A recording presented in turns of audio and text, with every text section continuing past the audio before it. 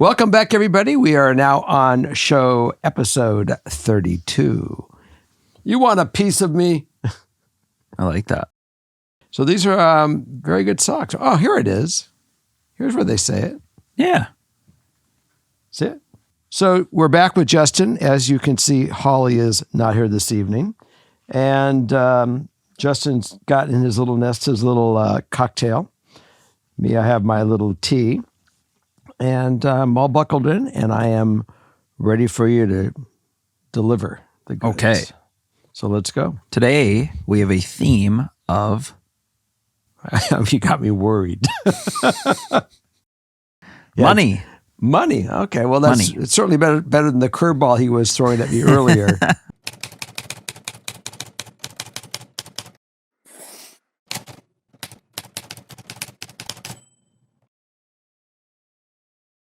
Okay. Let's get into it. I'm ready. Jerry, here is some background. My parents are addicts, and I've separated them from my life. I've been on my own since 18, paying my own rent, bills, working 2 jobs at a time while in college, completely independent with no support from anyone. I am now 24. I have finished college debt-free and have a great paying job in my field. I have worked so hard to be where I am. I do not have to worry about money with my job. I spend freely and save while also paying my bills with no problem. I am also miserable, all caps, at my job. It is a very toxic environment, no holidays off, etc. I am usually very bubbly, but the past 2 years that I've worked here have really taken a toll on my personality, and it is also starting to take a toll on my mental health. I am beginning to become depressed. I have overcome many things in my life, and never have I felt it was affecting my mental health like this. I have been applying to multiple jobs and received an offer for a state position. After going to the interview, I see that this job would be amazing for me and comes with so many perks. This job is a completely different atmosphere. It has wonderful benefits, much more paid time off, paid off every holiday, a pension plan, early retirement, and it's close to home. The list goes on. I really want this job. Unfortunately, there is a salary cut and there is no negotiating as it is a state-funded position. I will be able to pay all of my bills, but I would need to be careful and have to start to budget money. Side note, I have an amazing, healthy 3-year relationship. We have lived together for 2 of the 3 years. This man is the love of my life. We do not argue. He has never raised his voice to me, never treated me with anything but true respect. He is a dream come true. Parentheses, honestly, my boyfriend reminds me so much of Justin from the show. We constantly talk about getting married, and I believe an engagement will happen any day. My boyfriend tells me that he wants me to be happy and to take the job. He can see how my current job is affecting me so much. My boyfriend says that he will help me financially and that I can lean on him. I do believe that happiness is worth more than money in the long run, but I am super scared to take this jump. Do I take a pay cut for a happier life and mental health? I have always only had myself to rely on and am so nervous about the possibility of needing help from someone else. I've never had anyone to help me financially, and it is a very uncomfortable feeling for me. I know I can trust my boyfriend, but I do not know any other way than being independent. I find comfort in knowing that at the end of the day, I can take care of myself alone, so knowing I may need help is overwhelming. How do I let go and partially rely on someone else? Is it okay to do this? And is taking the job a good idea? Boy, this is an easy one. Let's hear it. Well, first of all, I'm amazed by you. You have certainly seen all the obstacles in your life. You have certainly seen a way of life that won't work for you. You did everything, made yourself all on your own. You're in a great place, except for one thing. Who wants to live their life in misery? Right? That's a no-brainer. You don't. Money is not where you're ruled by. Happinesses and experiences in life will get you to the next level, not the job that you don't like. So I say that if you've been offered the new job, and even though it's less money, trust me, in my family, I've witnessed this. I've seen people come out of school, go to take six-figure jobs with big signing bonuses, and a year and a half later, I had a similar phone call from my nephew and said, I'm leaving. I'm going to Florida. I'm going to work for the government. I'm taking a 50% pay cut. And he says, you may think I'm crazy. And I said, I don't think you're crazy. I think you've thought this out. And I really do believe that you're going to grow and you're going to get all this new seasoning. It's like a great steak. You know, you just put a little more pepper, a little more this, a little more that, and it makes you a better person. Yeah. So don't think that this is the end of you making money. It's you beginning to get out of a job that was going nowhere, that was causing you depression, causing you not wake up in the morning, basically. So go work for the state. Go enjoy your life. Learn. Go into a thing that you've never done and have new experiences. And we don't know where next year or 2 years or 5 years you'll be. Right. You may decide that this is the job that you want to have for the next 20 years. And I'm sure every day will make it a little different. You'll be excited and you'll grow. So Yeah. I say go for it. And I'm proud of you. I'm with you, especially at 24. This doesn't necessarily have to be your job forever, but I'm finding as I get older, in my older years now. Oh, because you are old. Right. And, I'm starting to feel like a little bit in the back in places. So, well, we took those training wheels off your bike last week, and now you're just a whole new guy. I really think, and it's just been, I try to live this way every day, is there's nothing like happiness. There's nothing like just feeling good and feeling mentally strong and not having some draining, dark energy, bad job stuff going on. And what can you take with you when you go? Well, you have your experiences and all the things that you did and that made you happy. Mm-hmm. You're not taking the money with you. Mm-mm. So any day of my life, I would take a pay cut to be more happy. Mm-hmm. Obviously, you need a baseline to be comfortable. And I think a big part of that, especially in this relationship, is learning to depend on each other. And I think that's a big part. Morgan and I have been through this a lot with when Morgan was having trouble finding work and doing things. And now, as I'm trying to do certain things money-wise, she's taking care of us in other ways. So it's a balance, and it can be uncomfortable, especially since you've only solely relied on yourself. Mm-hmm. But I think once you stop letting that kind of hinder you and you let yourself fall into this a little bit more, I think you're going to be just fine. And I think it'll deepen your relationship too, because you grow together. She may not be making, even if she was on her own, she may not be making the money she did make, but she's still making enough money where she can still live and exist and have her life. She just can't be as free with money. Sure. It will teach her a little tighter budget, but hell, all she was doing with the money before was supplementing her happiness by probably shopping because she was miserable. Right. Yep. So you'll have a good time and just really truly live life without carrying that boat anchor behind you. Yeah. Because that's just not any fun. Yep. You can't go swimming with 35 pounds of weight with no wetsuit. I mean, you're just going to be sinking, and that's what you're doing with your job now. So good luck to you, and let us know how you're doing in the future. And I'm sure that every write-in on the comment lines coming when this thing airs, they're going to say, "You go, girl, you do it." Yeah, this one makes me feel good. It is a feel good. Yeah. So good luck to you, and we're with you. Okay. Next one. Good start. It's a very good start. All right. Number 2. Hi, Jerry, Morgan, and Justin. I need help figuring out how to transition into my adult life. I, 22 female, just finished my university undergraduate degree.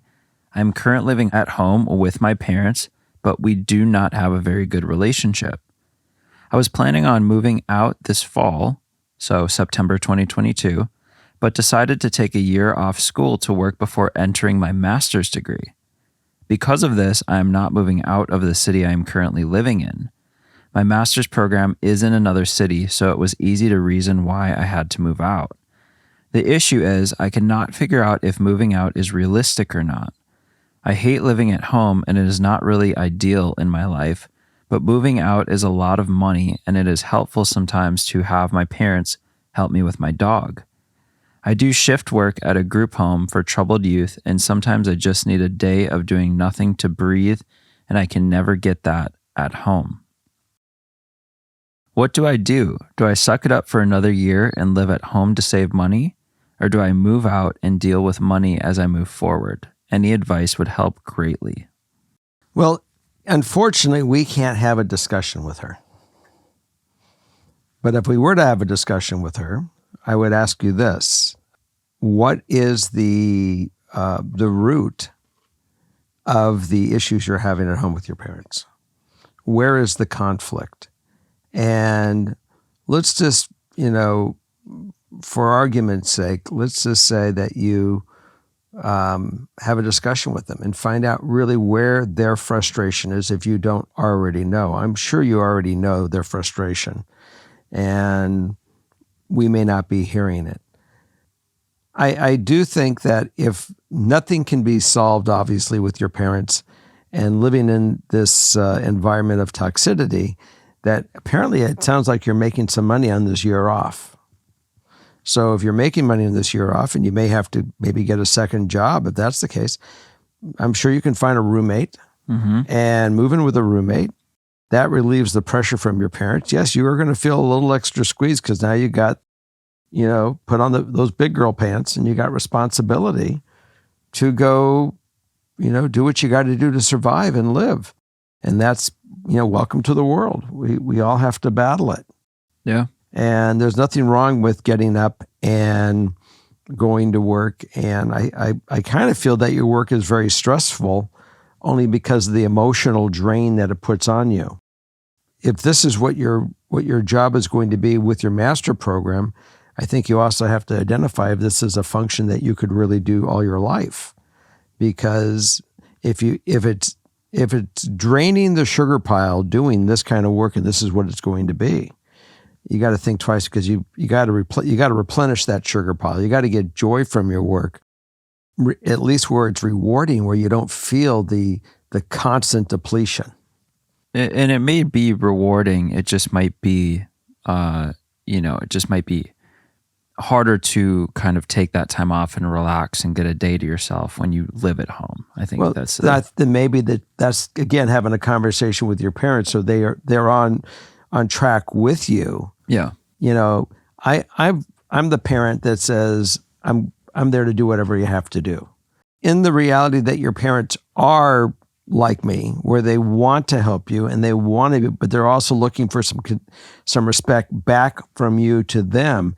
I think it's a conversation to both everyone get on the same ride or planet to accomplish the goal, because I'm sure they're very proud that you're graduated and you're making strides to get your next degree. Yeah. So, like I said, I wish we were able to have a discussion with you a little bit, but I would definitely say have a conversation. And if it's just not going to work, you already know you're going to be getting a roommate. You're going to be watching your money for a while, and you're going to be working one or two jobs, and be prepared for it. Yeah. Because this is the time you're building that foundation for your life. Life gets easier after you start building, your client base, and you start building, this is a business basically.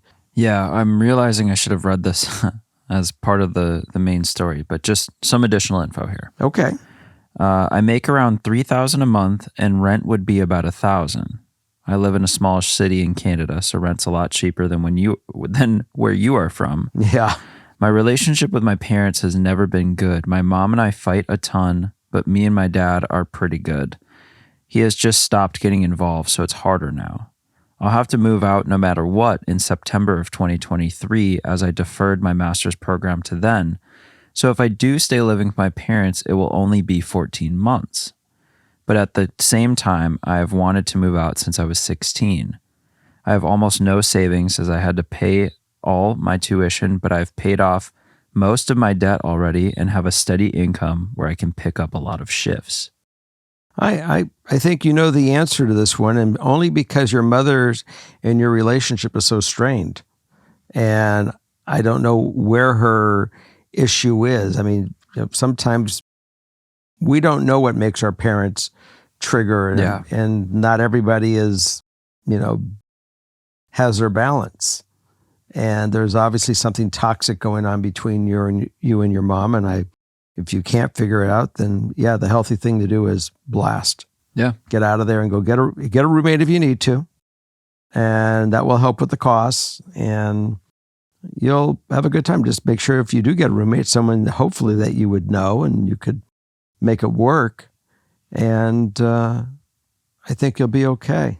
Yeah. I think this is another case of kind of choosing more happiness and less money, or more money and less happiness. And I think under this situation, I think the 14 months, that's a decent chunk of time to not be happy. Yeah, no, I say you move out, make a plan to go, do it sweetly, peacefully. Yeah. Not out of anger or bitterness. I think it'll be fine. I think that it might even, your mom and your dad may be having issues that you are totally unaware about that's causing your mom's bitterness, and that will cause them that they're going to have to face those issues. Yeah. And, resurrect their relationship. It might make her happier, or at least make some changes there, because if you are the excuse for her misery and it's not really, you have nothing to do with it, you're going to be out of the picture. She's going to have to deal with this stuff on her own. That's true. And you're no longer the excuse. Well, people in the comments, let us know if you've been in this situation, something similar, and what you decided to do. Because, we only can speak from our two stories, but I'm curious what everyone else has been through. And also, keep us in the loop what you do. I know I moved out of the house when I was 17 because I was given a job and I was able to pull it off. Yeah. And I moved in with 2 roommates. We had a great time. It was not out of anger with my parents or anything like that. But I remember a couple of years later, for some reason, I remember that either I was between a house or somewhere else, and I went home for 6 months. And it was quite weird going back home. You really do realize once you go, you're gone. Yeah. You grow. Yeah. Okay. Let's move on. Number 3. Jerry and FKS team. My boyfriend, Jack, 30 male, and I, Jill, 27 female, have been dating for a little over 2 years now. We moved in together a year ago, and it has been great. We both truly believe we are the ones for each other. We talk about marriage and engagements often, and I typically joke about finding rings on Instagram ads or having a whole Pinterest board dedicated to it. We both have full-time jobs and are able to afford all of our basic needs, but I do pay more of our expenses due to having a larger salary. One evening, he showed me some rings he'd been looking at online, and they are beautiful, but not 100% what I was looking for. I gave some minor feedback on what I like, something unique, different, but it leaves me nervous that I won't end up liking the ring. I've told him to ask my sister and best friends too for advice. The other layer to this is that he is struggling to be able to save and afford this. I feel terrible that he has to carry this financial burden of having to purchase a ring. I told him I don't need anything expensive, maximum $2,000, but I can't help but feel guilty about this financial burden he has to carry, but also direct him to the type of ring I want. Is it crazy to give him money for this? Far as supporting the house with him and doing this, I think bravo. You guys are a team. And, we live in a world today that everyone says about equality. And sometimes when we say it, men, for some reason, are raised with this this thought that they have to support the household. And women at the same thing, sometimes even still carry that same thought that they expect their guy to be the breadwinner and most of the money. Yeah. And it's a fallacy in today's world. Sometimes it goes back and forth. Sometimes the man may have a job that will do really well, and there's sometimes that he will not be performing as he would wish to be. Yeah. And next thing you know, the woman, that's being a team. And it's not mine or yours or this. It's, we do it together if that's what we're going to grow to do. Yeah. That's when you pick your mate. People have different values in a relationship or a marriage than some people do. I'm glad that you are participating the way that you're doing it. Mm-hmm. The ring, there's a lot of pressure that goes on a guy with the ring. Yes, you're not making a big deal about $2,000 in the scheme of it. Rather than give him money for the ring, you might say something. You could even do this, honey. I know that you're trying to buy the ring, and for the next couple of months, I'm going to take on more of the bills. So he doesn't feel that he is not providing you with the ring, and you're just carrying off the burden of maybe some of those bills a little bit more. Either way, you accomplish your goal. Yeah, that's perfect. And he still knows what he's trying to get you what you want, as long as it's within that reason that he can financially pull that off. That's my suggestion how to do it, how to present it. Yeah, well, and I love to see that he's already pulling up pictures and coming up with ideas. Like, you guys are such a great team already. You can tell just from this paragraph we have. When it comes to the ring, I think, yes, the ring, it's bigger. The ring represents something bigger than itself. And I think that's the perfect way to do it. You can take more of the burden, and there are a lot of people that do care about the ring and they want a specific ring. And I don't think it's a terrible route to open that door a little bit more, to have more of a dialogue about like more specifics about the ring itself. Because then you just, from a guy's perspective, yeah, I mean, like, you want to be like, pick out the perfect ring and have it be this amazing moment. But at the same time, you want to get this person that you're basically in a team with, you want to get them something that they truly love. Right. But there is the stone, and then there's the setting afterwards. So starting with the stone with a basic ring, you could always reformulate that. Remember, it's malleable metal. You could do whatever you want with it. So there's another thought. Here's a question I really have for you. Sure. And you may wonder this one too. How do you feel if doesn't the guy have to go to your father first? Does that have anything in your minds? Maybe he already did. What do you think about this concept? Do you think that the guy, before he does the ring, he should really go to the father and ask the father what his... I mean, that's a time-old tradition. That is kind of a archaic, old-fashioned, and we're keeping traditions alive. It's interesting to be a 27-year-old male in this generation, because it's all you've ever seen in movies and TV shows, and it's all you've ever heard like the generation above you talk about. And that's how it is, right? I had to do it. So it's just interesting because it like puts you in a spot where it feels like, yeah, you do it out of respect, but there is also a part of it that feels a little old-fashioned, just because of how everything in that kind of world's evolving. So this is interesting. When I was going to get engaged, she was really saying, "You're going to go talk to my dad. You're going to go talk to my dad," because the thing was really about how it made her feel to know that I was going to have to face her father. It was interesting, the dynamic of the whole thing. it is. So it really wasn't about the father. It was really about the daughter getting to have the experience of what of him going to her father to do it. Had nothing to do with really what he wanted. Yeah. He could have cared less. Yeah, I can see that. It was interesting. Anyway, the best point here was you take on more of the bills, take the little bit of the burden off him, so he still feels like he can go fully do the ring, And then you guys will run off into the sunset. I think that's a great plan. And don't forget, if he hears this whole thing, well, actually, he won't. You're going to keep it from him. You're going to keep it from him. Well, anyways, we're rolling on. Okay. Next one. Number 4. I, 23 female, have always had a strained relationship with my parents. My parents have a very financial mindset and have used money to manipulate me and control my actions ever since I was a child. They also don't fully support my relationship. I met my fiance in high school and we have been dating for 6 years. They say they support us, but they continuously put him down, talk bad about him behind his back, and say we just don't know him well, when they have met him plenty of times.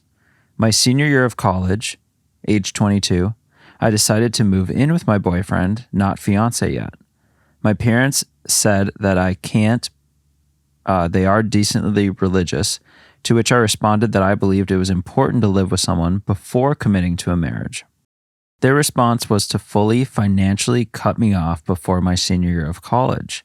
I had to buy my car from them, pay them back for the car insurance they had already paid for, buy a phone, get on my own plan, and obviously cover rent, school, and food, effective immediately.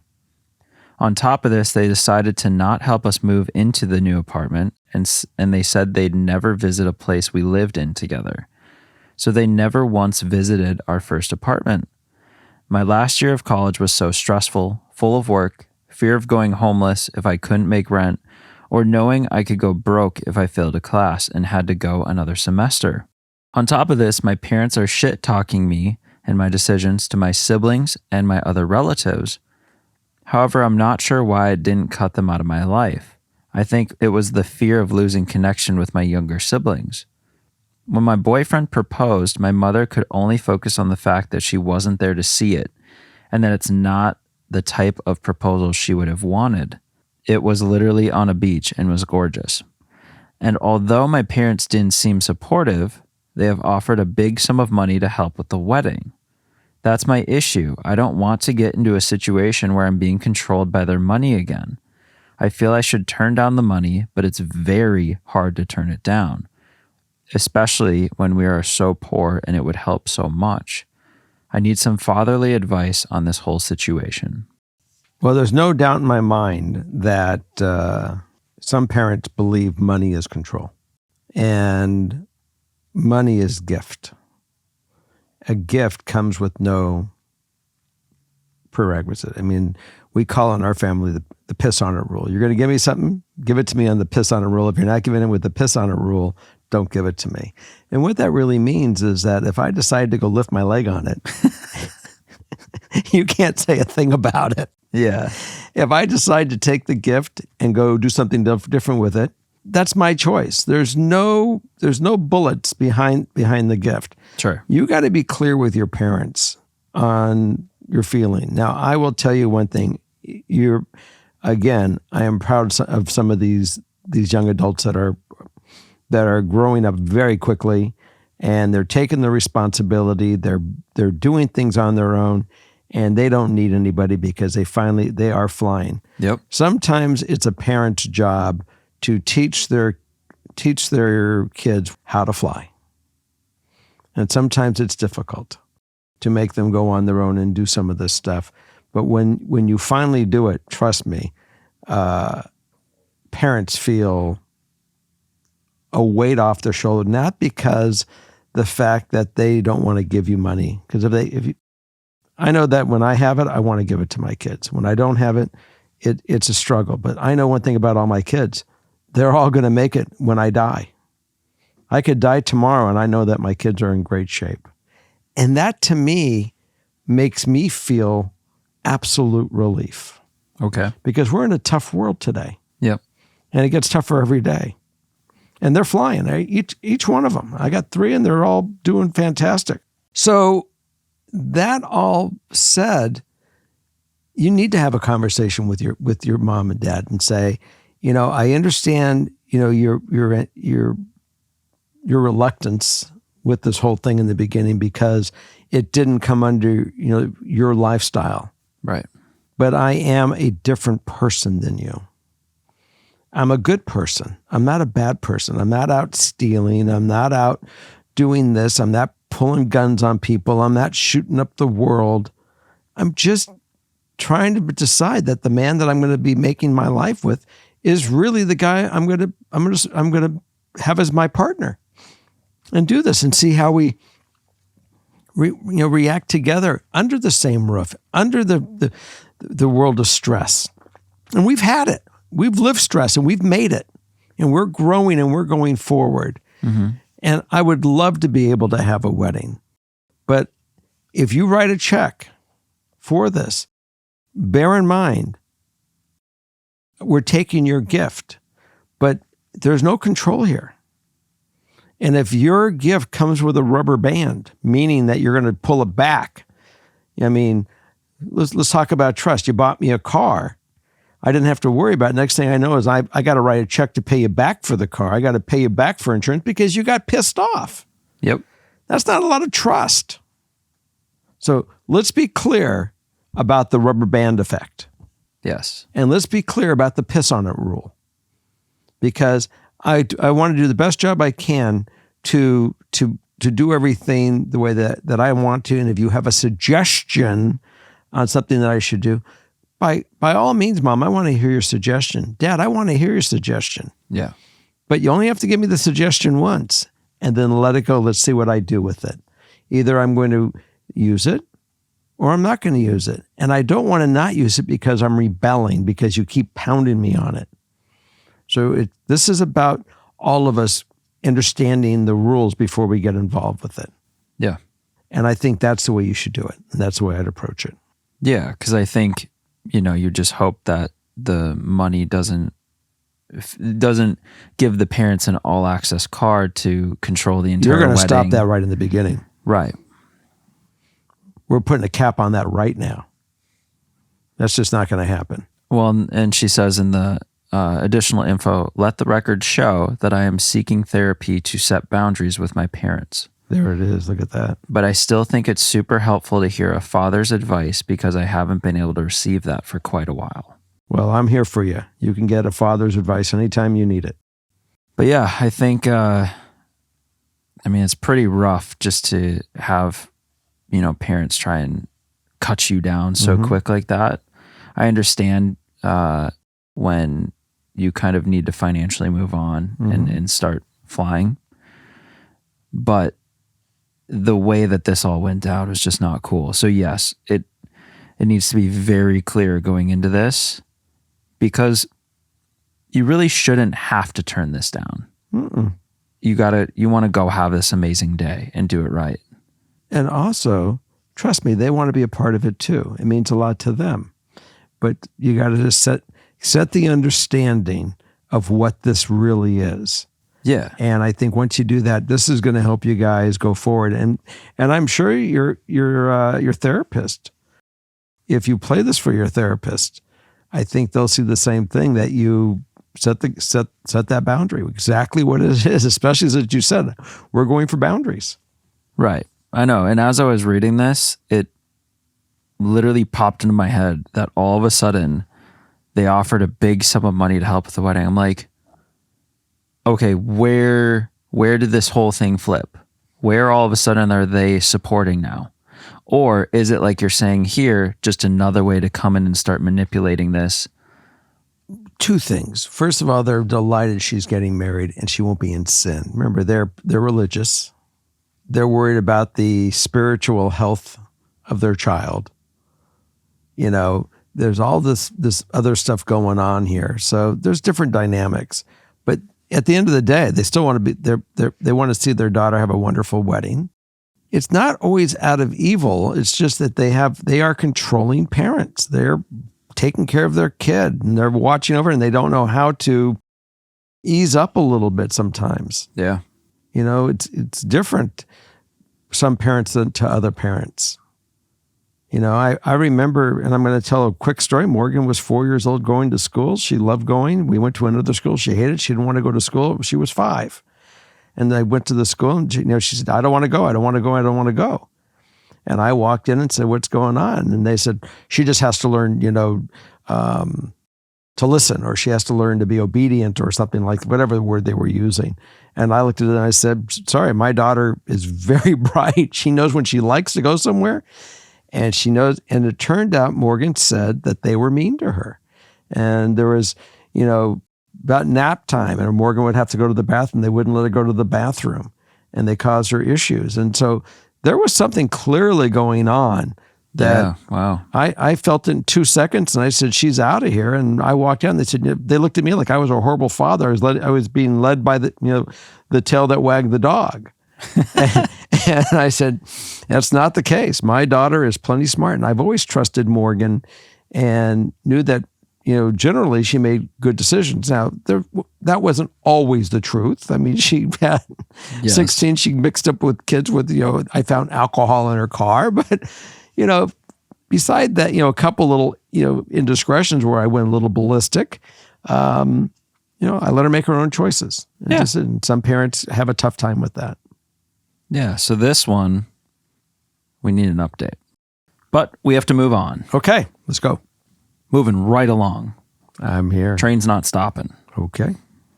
So I, 21 female, have been dating my boyfriend, G, 21 male, for almost 2 years now. We met and began talking during the very beginning of the pandemic and began dating when I moved back to Florida a few months later. We now have a dog together and moved into a beautiful apartment by the beach just about a year ago. Now, I know that no relationship is perfect, but ours is very far from it, and I don't know if it's fixable. We come from very different backgrounds. G comes from money, and his grandparents pay for his half of the rent. I, on the other hand, do not come from money. I have to work 30 plus hours a week to be able to pay my bills and my portion of the rent, which I know is not a ton of hours, but I'm also a full-time college student. I feel like I have no time to have fun and enjoy my college experience while still being able to afford the lifestyle him and his family want us to live. He wants to go on vacations but gets upset when I tell him I can't afford it, or I can't afford to take that much time off work. He paid my portion of the rent 1 month because my student loan didn't come in quick enough, and I haven't been in a safe place financially to be able to pay him back and still pay my bills. He holds this over my head daily, even calling me a bum many, many times because I haven't been able to pay him back. He has told me that I am sucking him dry and all I do is leech off him. I have tried my best to pay him back in many ways, like starting a payment plan or buying all of our groceries for a few months, but he just tells me he can't trust me because I haven't paid him back. It's just heartbreaking because I gave everything up and put myself in not the best financial situation so that we could live the life we have been wanting to live.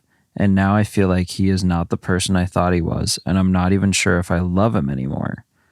I don't know if I should stay in this situation and try to work out our troubles, but it seems every time I try to have a heart-to-heart with him, he either shuts down or calls me horrendous names. I am just so young and I couldn't imagine this being my forever, but breaking our lease is extremely expensive and I don't want to screw him over and leave him to fend for himself. I just don't know what to do. Any advice helps. Thanks. Well, not healthy. No. And how long did you say they've been together? 2 years. So you're at the part now where this is what you see is what you get. And you're out of the honeymoon phase. And this is the way he behaves. And he himself obviously doesn't understand what stress is because his family has been wonderful enough to let him have a life without it. Yes. He may think he has stress. He doesn't have a clue. His stress is when you can't go on vacation. His stress is when there might be saying, well, is she paying her portion? We have no idea what's going on the other side. Needless to say, this is not a life that anyone wants to live. When you're working together, I think you've heard the show from the beginning, we talk about participation together, building one another, encouraging one another, giving each other, love where you can laugh with one another, even though it's stress. And whatever it is, you guys are working through the problem together, not out of negativity, but out of love and reassurance. Yes. I don't feel that here. Do you feel that love and reassurance? No, I'm not feeling that vibe from this couple. So on that note, I think you need to walk. And yeah, it's going to be tough to go on your own or find another roommate, because obviously he is not the guy that you need to build this life with. I mean, if you're worried about the lease and doing it responsibly, tell him he needs to find another roommate and let him know that this is what's happening. I mean, he might snap into shape for a few weeks and clean up his act. But I mean, you got a good example of what he is. He's already betrayed that trust, and you're right. You said, quote, "I don't know if I love him anymore." Well, how can you love a guy that's not giving you encouragement, that wants to bring you down, wants to demoralize you? If this is what he goes on in his family, that's what they do to him, he's going to do it to you. And he is doing it to you already. Most importantly is your health, your mental health. And this isn't good for your mental health. No. And he is not good as your partner. So if you guys are able to figure out roommate situations temporarily until something should change or something different, I just can't imagine him to be your lover, especially when he treats you the way that he's treating you. Yes. So, okay, ready for a rare Father Knows, but also Justin hot take on Father Knows? Sure. Usually I'm pretty chill in here. Okay. I think this is a very fine example of a male being very privileged, entitled, and immature at the age of 21. Mm-hmm. And I think this now is a nice little learning lesson for you, because this is one of those relationships you have at the age of 21 that teaches you what you want to avoid in the future. Mm-hmm. You're going to have so many red flags from this that this guy is just like, he can go ruin someone else's life. You, on the other hand, at 21, are working 30 hours a week, mm-hmm. going to school, mm-hmm. still keeping up with your bills, mm-hmm. and then he's going to pay rent for 1 month and hold it over your head. Of course you're not in love with him. This is the biggest joke of a person I've ever heard. And yes, I know that there must have been something between you two and some love and respect to get to the 2-year mark. Mm-hmm. But we're not there at in life anymore. This is a quick move on. This is so easy. This is the definition of happiness versus not. Right. And I wouldn't even spend another second there. And I also wouldn't even care to find, if he's calling you horrendous names, I wouldn't even care to find a replacement. Your name's on the lease, you deal with it. I'm out of here. Well, I don't know if her name's on the lease too. That's an interesting question. I mean, that's what I said. We don't know where her name is on this thing. If it's all him, she can walk. Yeah. Yeah, I'd be out. But we do know the relationship is done. Well, and they even say there are many other issues in our relationship, which is not a surprise. This is just the main one that has been weighing on me. And the ideal outcome is just to be happy again and enjoy my college experience. And how you do that is you be realistic about the money you're making. Draw back your lifestyle a little bit. Mm-hmm. You'll get there, but you're also trying to get yourself through college. So dial it back, get some friends with some less expensive habits, and then get this weight off your shoulder. I agree. That's all I got. Very good. We got one more? Last one. Okay. I'm recovered now. Okay. Calm down. Breathe. Breathe in, breathe out. Have a sip of that pineapple. It's just juice. There's nothing fun in here. Oh, good. Okay. Hi, Jerry. I'm a 19-year-old female who's home from college for the summer, and I'm having trouble getting along with my parents, specifically my dad. I've had a pretty healthy relationship with my parents my whole life, but somewhere my dad really lacks an understanding as how serious my mental health problems are. I've communicated to him recently how my depression and anxiety has gotten really bad out of nowhere. I take medication for it, and I'm pretty good at keeping up with it, so I really don't know why I'm feeling so badly. He tries in his own way to help me, but he isn't grasping that there's not a lot anyone can do to make me feel better. There is, however, things people can do to keep me from feeling worse. Something I really don't like talking about is how much I should be working this summer.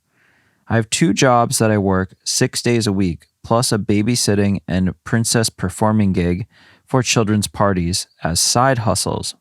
I'm really trying to make money this summer, and I'm so unbearably anxious about it. My dad knows this, but thinks it's helpful to bring up multiple times a day how I need to be working more. The places I work typically don't schedule me until about 12 p.m., and I think he's very stuck in the mindset of 9 to 5 days. The thing is, if I go in at 12, I'm usually there until 8 p.m. or later. So I'm getting the hours in, the schedule is just a bit shifted. He doesn't understand this, and I feel like no matter what I do, it isn't good enough. I'm so confused about what he wants from me because last night I broke down in front of him about how stressed I am, trying to juggle everything and how I feel like I'm in over my head. And his exact words were, "It's okay to be selfish sometimes and take time for yourself." And now today I got lectured again about how I need to work more. I've tried to tell him this situation is a hot button for me and that constantly telling me I'm not doing enough isn't going to help at all. It's just going to make my mental state worse than it already is. When I do this, he gets very upset that I can't talk about things like an adult, and he hates it if I say I need to step back from the conversation. I'm not an angry person. I don't yell like I did when I was younger. I very calmly say, "This is beginning to be too much for me. I need to step back." And he sees that as a sign of disrespect. I'm at a loss right now. I don't know how to communicate to him in a way that would reach his mind for my sake. The topic of working needs to be dropped. I know he's just trying to help, but it doesn't do anything for me, and I'm exhausted every time I talk to him. What should I do? You've obviously had this conversation with him, and you're beating your head against the wall. At least that's the way it sounds to me. Mm-hmm. Does she go to if she's getting meds, she's got to shrink. She's got a psychologist working with her or a psychiatrist, or you can't get the meds. So I'm going to imagine for that question, you must have someone that you're seeking counseling from. And if that is the case, you need to drag your dad to the counselor with you.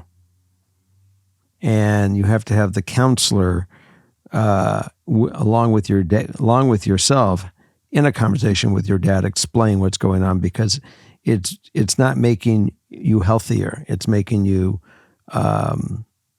it's compounding the problem. Mm-hmm. Obviously, you are working. You're doing everything you can. I can't see where you're not performing to do what you can do.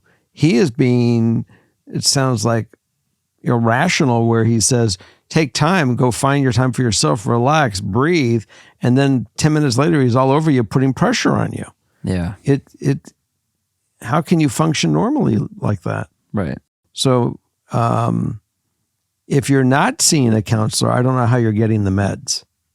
So I'm going to go back, and I'm assuming you're seeing a counselor or a therapist, and you guys got to go in for a dual session. So you can bring this up to your dad, and you can get him to, for your own health, to back off, because he's not listening to you to do it. Yeah. In reading the ideal outcome, I do think it's coming from a good place. Mm-hmm. She says, I want to have a mature and calm conversation with him about letting this topic go. He really does think he's doing something helpful by nagging me like a normal parent does. But I'm not a normal kid. Right now, I'm extremely emotional, drained, and vulnerable, and I just need him to trust me that I'm working my hardest this summer. I love my dad, and he's the most amazing man I'll ever know. I just need to get over this hurdle with him before it begins to damage our relationship. And I got a question. What makes you think it's normal for someone to nag you? I think just in that general sense of someone giving you that little push when you need it, when in this case, she really doesn't. As a parent, in more of a guiding way to say, here you go, but also not realizing how much she's actually doing. Because she's had this conversation in a calm fashion, without yelling, without screaming, without the thing, I go back to saying we need to go to a joint session. Yeah. because this is part of it's becoming a problem. Yeah. He may not be your problem, but he is now becoming a problem. And you Right. love him. And you don't mean anything bad by this, but you guys got to get on the same page. Yes. And, it probably could be both sides. I think that the conversation could probably be handled better on both sides. Mm-hmm. And I also think that having a third party will just help him realize just how much you are doing, and that, if he does think he's helping, he's really hurting. So to have someone kind of, I agree. Guide it, Get to that. because the mother isn't there to do it. Otherwise she would have said the words, my mom is trying to intercede and trying to help, and we're not getting anywhere. But she didn't bring her. She said my parents are having a problem, primarily my father, but her mother isn't there to back her up. Doesn't have the strength or the communication with her husband to do it together where they can find this happy place. no. So we go back to the fact I'm going to believe there's a psychologist involved or a psychiatrist because of the meds, and do a joint session or with all parents, all three of them, Yeah. to be there and have a conversation, because I think it would be healthy will be a good, healthy outcome. Yeah. Okay. Okay, that's it. So that's it for our show, and we want to thank you for joining us for number 32. And again, thanks a lot. Have a great week, and come check us out on our Patreon. And don't forget, subscribe. We love when you press that button.